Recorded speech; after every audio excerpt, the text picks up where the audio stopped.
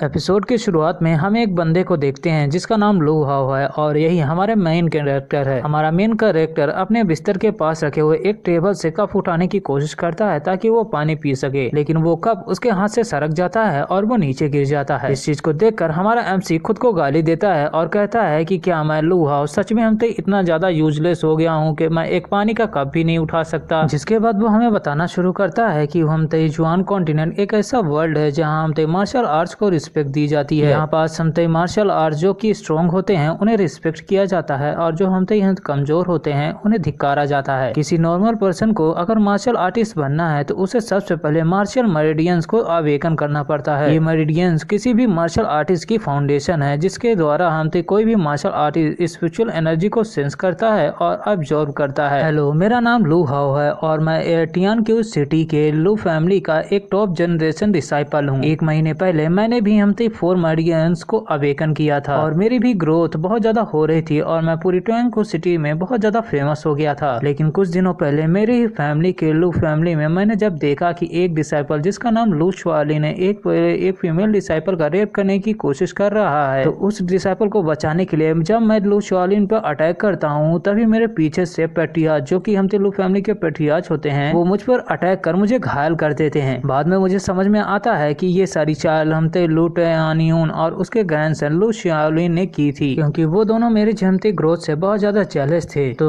उन्होंने ये सारा खेल रचा और मुझे इसमें फंसाया, सबके सामने साबित कर दिया कि मैंने हमते उस फीमेल डिसाइपल का रेप करने की कोशिश की और लू शुआलिन ने बचाने की कोशिश की। ये साबित होने के बाद उन लोगों ने मिलकर मेरी मेरिडियंस को हमते डिस्ट्रॉय कर दिया और मुझे मरने के लिए क्लैन से बाहर निकाल दिया। अब इस दुनिया में जहाँ स्ट्रेंथ ही सब कुछ है, क्या मैं अभी भी इस वर्ल्ड में सरवाइव कर पाऊंगा? तभी हमारे मेन कैरेक्टर की नजर उसके टेबल पर रखे हुए एक लेटर पर जाती है। हमारा मेन कैरेक्टर उस लेटर को उठाता है और पढ़ना शुरू करता है। उस लेटर में लिखा होता है कि मैं अपने स्वार्ड सेक्टर में वापस जा रही हूँ, तो मेरे प्यारे दोस्त अपना ख्याल रखना और मेरे लिए लाइव यानी जिंदा रहना, तुम्हारी इकलौती दोस्त हुआ दे। इस लेटर को पढ़ने के बाद हमारे एमसी की फिर से आवाज आती है जो हमें बताना शुरू करता है कि हुआ दे यही एक केवल दोस्त है जो मेरी अभी तक साथ दे रही है। जब क्लैन से धक्के निकाले जाने के बाद मैं मर रहा था तो उसने ही मेरा ख्याल रखा, लेकिन मुझे क्या पता था कि वो स्वार्ड सेक्ट की एक डिसाइपल है और उसे अपने स्वार्ड सेक्ट में वापस लौटना है। कुछ दिनों पहले वो वापस चली गई और मैं उसे थैंक यू भी नहीं बोल पाया। मैं उसके किए गए मदद को रिपे करना चाहता हूँ। इस चीज को सोचने पर हमारा एमसी कहता है हाँ, मैं गिव अप नहीं कर सकता, मुझे उससे मिलना है और उसे थैंक यू भी बोलना है। साथ ही उन लोगों को भी बताना है कि मैं कोई बेस्ट या यूजलेस नहीं हूँ, मैं उन लोगों को सबक सिखाऊंगा। जिसके बाद हमारा एमसी अपने घर से यानी बिस्तर से उठकर घर से बाहर जाने लगता है। सीन चेंज होता है और हमें टियानक्यू सिटी के वेपन शॉप को दिखाया जाता है जहां हमारा एमसी वेपन्स को खरीद रहा होता है। साथ ही में अपने मन में सोच रहा होता है कि वो लोग मुझे वैसे भी दुश्मन समझते हैं और मैं अभी यूजलेस हूँ, उनसे लड़ाई नहीं कर सकता मैं, तो सबसे अच्छा होगा कि मैं इस सिटी को छोड़कर चला जाऊं। लेकिन बिना किसी हथियार के सिटी से बाहर जाना भी खतरे से खाली नहीं है, तो मुझे सबसे पहले एक हथियार को खरीदना पड़ेगा। जिसके बाद हमारा एमसी उनको वहाँ रखे हुए वेपन्स को देखने लगता है, लेकिन वो वेपन्स बहुत ज्यादा महंगे होते हैं। तो वो वहाँ के बॉस से पूछता है कि बॉस क्या हमते कोई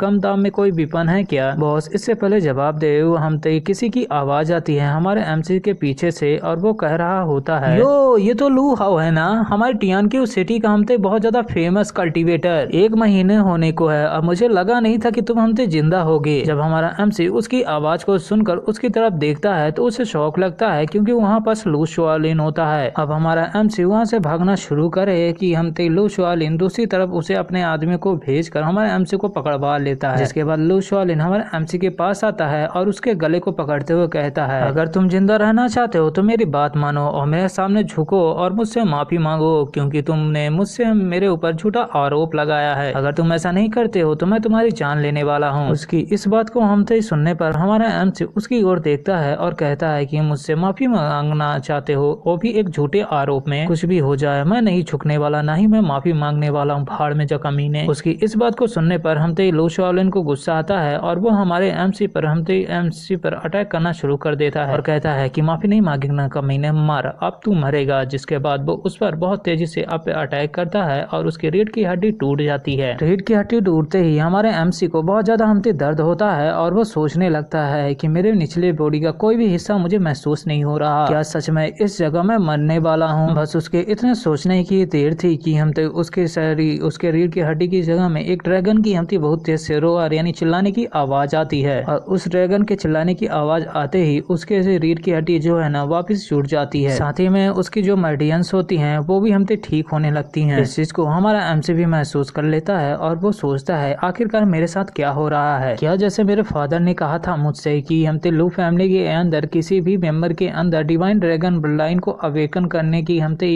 पोटेंशियल है, लेकिन उस ब्लड लाइन को कैसे अवेकन करना है ये चीज तो लॉस्ट हो गई थी ना। आखिरकार मैं कैसे ड्रैगन ब्लड लाइन को अवेकन कर सकता हूँ। मेरे फादर ने कहा था कि अगर कोई इस ड्रैगन ब्लड लाइन को अवेकन कर लेता है तो वो इस वर्ल्ड के पीक तक पहुंच सकता है बहुत ही आसानी से। इस चीज को हमारा एमसी सोचकर बहुत ज्यादा खुश हो रहा होता है कि तभी लू शुआलिन उस पर फिर से अटैक करता है, लेकिन इस बार हमारा एमसी उसके अटैक को बहुत ही आसानी से डॉज कर लेता है और उल्टा उसी की तलवार से उसी पर अटैक कर देता है, जिसके कारण लू शुआलिन और उसके साथी दूर जाके गिर जाते हैं और लू शुआलिन थोड़ा घायल हो जाता है। लू शुआलिन जमीन पर पड़ा होता है और उठने की कोशिश कर रहा होता है। तभी उसके पास हमारा एमसी आता है और उसके ऊपर स्टैब करते हुए कहता है कि क्या तुम्हें पता है कि कैसा फील होता है जब तुम एक यूजलेस पर्सन बन जाते हो, कैसा लगता है जब तुम्हारे ऊपर एक झूठा आरोप लगाया जाए। हमारा एमसी लू शुआलिन के ऊपर गुस्से में स्टैब पर स्टैब करता जाता है और ऐसे स्टैब करते करते वो उसकी हमते कल्टीवेशन को भी हमते डिस्ट्रॉय कर देता है और लू शुआलिन एकदम यूजलेस पर्सन बन जाता है। इस चीज को देखकर इस और महसूस कर लू शुआलिन को गुस्सा आता है और वो हमारे एमसी को देखते हुए कहता है कि कमीने मैं तुझे जिंदा नहीं छोड़ूंगा, तूने मेरी कल्टीवेशन को डिस्ट्रॉय किया है। जिस पर हमारा एमसी लू शुआलिन की ओर देखते हुए कहता है ओहो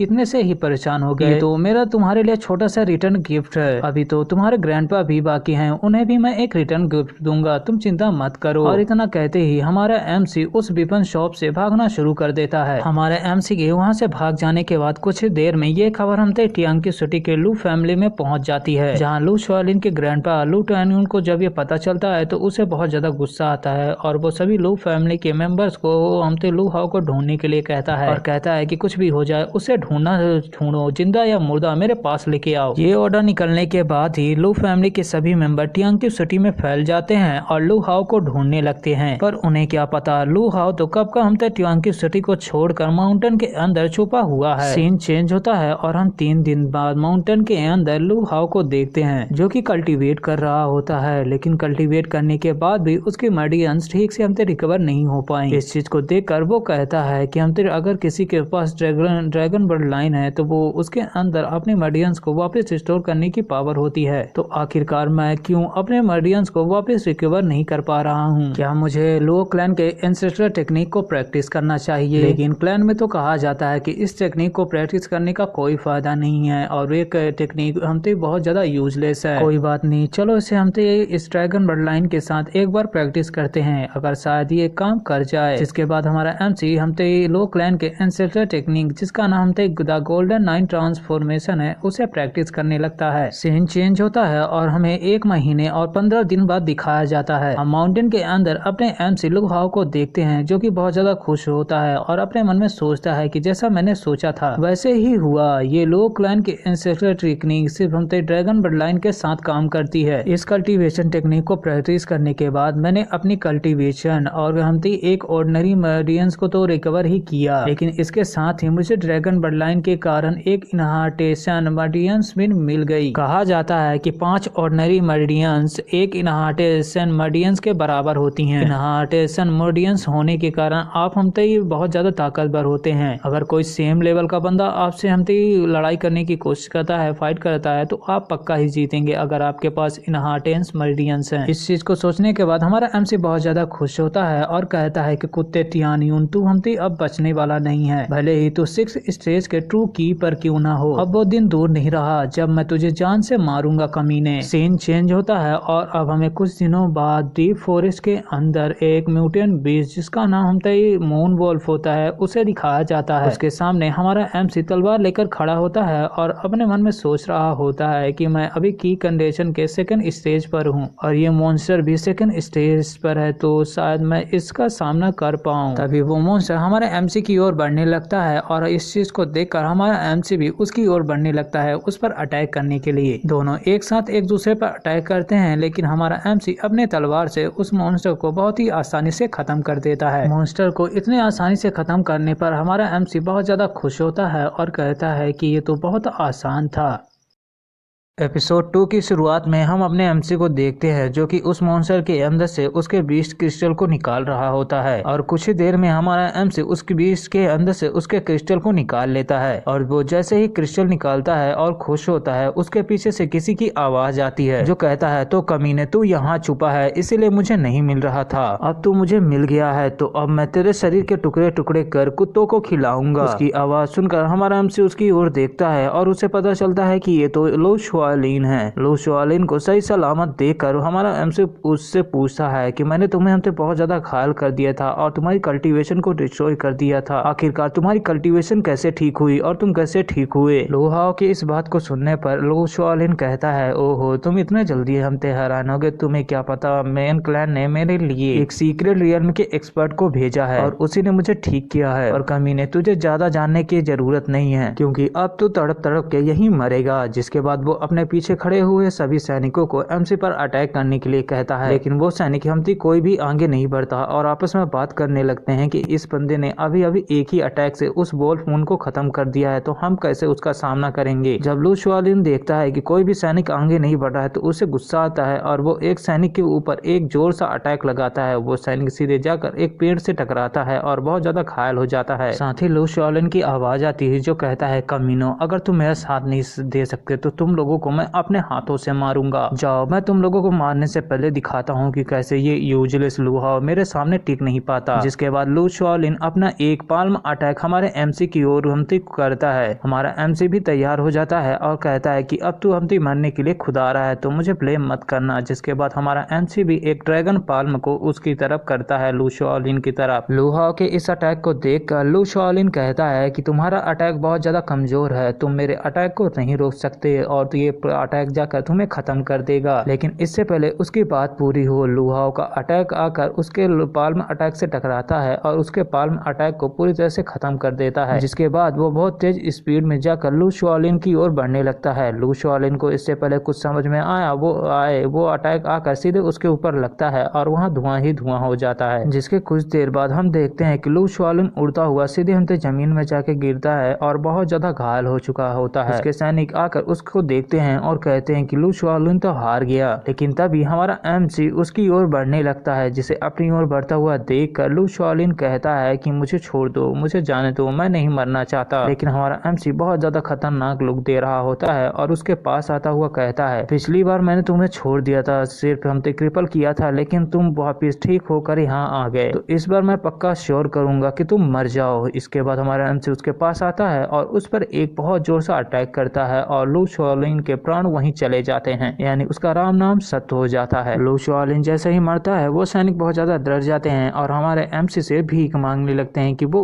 उन्हें जाने दे। जिस पर हमारा एमसी उनकी ओर देखता है और उनसे कहता है, ठीक है मैं तुम लोगों को जाने दूंगा लेकिन तुम लोगों को इससे पहले मुझे बताना होगा, अभी अभी लू शुआलिन जिस एक्सपर्ट के बारे में हम तो मेंशन कर रहा था जिसने उसे ठीक किया उसके बारे में मुझे सब कुछ बताओ, आखिरकार लू फैमिली में क्या चल रहा है। जिस पर वो गार्ड्स भी मान जाते हैं और हमारे एमसी को बताना शुरू करते हैं। सीन चेंज होता है और हम देखते हैं कि वो सैनिक वहाँ से भाग जाते हैं। दूसरी तरफ हम अपने एमसी को देखते हैं जो कि हमसे सोच रहा होता है कि मेन क्लैन ने एक हमसे सीक्रेट रियल्म के एक्सपर्ट को यहाँ भेजा है, वो एक्सपर्ट यहाँ आकर हमसे लू शुआलिन को ठीक कर देता है। साथ ही में वो एक्सपर्ट मुझे यहाँ रोकने आया ताकि मैं लू फैमिली के मेन क्लैन में न जाऊं और जिस तरह वो सैनिकों ने मुझे बताया वो हमसे एक्सपर्ट मेरे पेरेंट्स के बारे में खोज रहा है, आखिरकार कारण क्या है, क्या मेरे पेरेंट्स की डेथ एक बीस्ट अटैक में नहीं हुई थी, कुछ भी हो मुझे जाकर एक बार चेक करना होगा लू फैमिली के अंदर। जिसके बाद हमारा एमसी वहाँ से चला जाता है। सीन चेंज होता है और हमें टियांग्यू सिटी के लू फैमिली के मैनर को दिखाया जाता है। हम अपने एमसी को देखते हैं जो कि एक जगह छुपा होता है और आने जाने वाले लोगों की आमती आवाजें यानी उनकी बातों को सुन रहा होता है। तभी वहाँ पास 3 लोग आते हैं जो आपस में हमारे एमसी को गाली दे रहे होते हैं। उन तीनों में से एक लड़की जिसका नाम लू शुआर होती है वो आगे बढ़कर उन दोनों को रोक रोकती है और कहती है कि तुम लोगों की हिम्मत कैसे हुई ब्रदर लू हाओ के बारे में इस तरह से बात करने की। उस लड़की को देखती है हमारा एमसी अपने मन में सोचने लगता है, शुगर मुझे लगा नहीं था कि तुम होते ही मुझे अभी तक याद रखोगी। कई सालों पहले जब मैं मेन क्लैन में था, मेरे पेरेंट्स के जाने के बाद बहुत सारे लोग मुझे बुली करते थे क्योंकि मैं ही केवल था जो कि मार्शल वेन को अवेकन नहीं कर पाया। जब लोग मुझे बुली करते थे तो शुगर ही आकर मुझे बचाती थी। सीन वापस लूबू और लूजन पर आता है, जहाँ लूबू हंसता हुआ सभी को बताता है कि क्या तुम लोगों को पता है कई सालों पहले लू हाओ के फादर ने अपने सारे असेट्स पर गिव अप कर दिया था और वो सारे असेट्स जाकर हमते लू शोंगसी को दे दिया था ताकि वो उसके बदले उसे हमते ड्रैगन स्पिरिट होली ड्यू दे सके ताकि उसका यूजलेस बेटा मार्शल वेन को अवेकन कर सके। लेकिन लू शोंगसी ने उसे पागल बनाया और उसे एक नकली होली ड्यू दे दिया। जब ये बात लू हाओ के फादर को पता चलती है तो वो गुस्से में जाकर लू शोंगसी से फाइट करते हैं, लेकिन अंत में लू शोंगसी जीत जाता है और हमते लू हाओ के फादर को मेन क्लैन से धक्के मार के निकाल दिया जाता है। और अब तो लू हाओ भी नहीं बचने वाला क्योंकि हमते लू शोंगसी ने अपने आदमियों को उसे मारने के लिए हमते भेजा है। लूबू और लू जैन की इस तरह की बातों को सुनकर लू शुअर को बहुत ज्यादा गुस्सा आता है और वो कहती है कि बकवास बातें करना बंद करो, अगर तुम्हारी कही हुई बातें सच निकली तो मैं उन लोगों को जिंदा नहीं छोड़ूंगी। जिसके बाद लू शुअर वहाँ से चली जाती है। दूसरी तरफ हम अपने एमसी को देखते हैं जो कि उन लोगों की बातों को सुनकर अपने मन में गुस्से में सोचता है तो लू शोंगसी के कारण हमारी फैमिली की ये हालत है और साथ ही उसने ही लू शुआलिन को मुझे मारने के लिए वहाँ भेजा है। बहुत अच्छे, अब जब तुम मुझे मारना ही चाहते हो तो मैं अभी तुम्हें नहीं छोड़ूंगा। मैं एक एक कर उन सभी कमीनों को जान से मार दूंगा जिन्होंने मेरी ये हालत की है। सीन चेंज होता है और अब हमें 1 महीने 15 दिन बाद फिर से दिखाया जाता है। हम टियांग्यू सिटी के आउटसाइड मार्केट वारियर मार्केट को देखते हैं। हम अपने एमसी को देखते हैं जो कि उस मार्केट से जा रहा होता है और अपने मन में सोच रहा होता है कि उस 20 क्रिस्टल का यूज करने के बाद मेरी कल्टीवेशन, मेरी मार्शल मेडियंस और साथ में मेरी कल्टीवेशन टेक्निक जिसका नाम गोल्डन 9 ट्रांसफॉर्मेशन है वो बिल्कुल परफेक्ट स्टेट में पहुंच चुकी है। हमारा एमसी अपने सोच में मग्न होता है कि तभी उसे किसी की आवाज सुनाई देती है जो कह रहा होता है कि हम स्वांजी सेक्ट की रिक्रूटमेंट की ओर जा रहे हैं, अगर कोई हमारे साथ टीम बनाना चाहता है तो वो यहाँ आ सकता है, लेकिन कोई भी की कंडीशन के 3rd लेवल से हमसे अगर कम है तो वो मेरे पास तो बिल्कुल ना आए। उन लोगों की बातों को सुनने के बाद हमारा एमसी अपने सोच से बाहर आता है और अपने मन में सोचता है कि स्वांजिन सेक्ट ईस्टर्न रीजन की एक हमसे बहुत बड़ी फोर्स है, तो अगर मैं स्वांजिन सेक्ट का एक डिसाइपल बन जाता हूँ तो मेरी कल्टीवेशन और भी तेजी से बढ़ेगी और साथ ही मैं अपनी इकलौती दोस्त हुआ दे से भी मिल सकता हूँ और उसके किए गए मदद को रिपे कर सकता हूँ। इस चीज को सोचकर हमारे एमसी को बहुत ज्यादा अच्छा लग रहा होता है कि तभी उसे किसी की आवाज आती है जो कहता है कि हे ब्रदर, क्या तुम हमारे साथ स्वांजी सेक्ट जाने के लिए ज्वाइन करना चाहोगे? हम लोग 4 लोग हैं और हमें एक और मेंबर की जरूरत है, तो क्या तुम मुझे ज्वाइन करना चाहोगे? इस पर हमारा एमसी उसे देखते हुए कहता है, सिस्टर मैं की कंडीशन के 2nd स्टेज पर हूँ, कहीं मैं आपके लिए कोई परेशानी न खड़ी कर दूं। जिस पर वो सिस्टर कहती है, कोई बात नहीं, हमारा मिलना एक इत्तेफाक है, चलो हमारा साथ दो, हम दोनों हम तो साथ रहेंगे, जहाँ साथ जिएंगे साथ मरेंगे, तो हमारा साथ दो। जिस पर हमारा एमसी भी ऊपर से मान जाता है और उनके साथ चलने लगता है, लेकिन अपने मन में सोच रहा होता है कि मुझे इन लोगों को देखकर कुछ अच्छा नहीं लग रहा। सभी लोग मेरी 2nd स्टेज की कंडीशन की कल्टीवेशन को देखकर मुझसे दूर हो रहे हैं जैसे कि मैं कोई पापी हूँ, लेकिन इसी का उल्टा ये लोग आकर मुझसे चिपक रहे हैं जैसे मैं इनके लिए कोई खिलौना हूँ।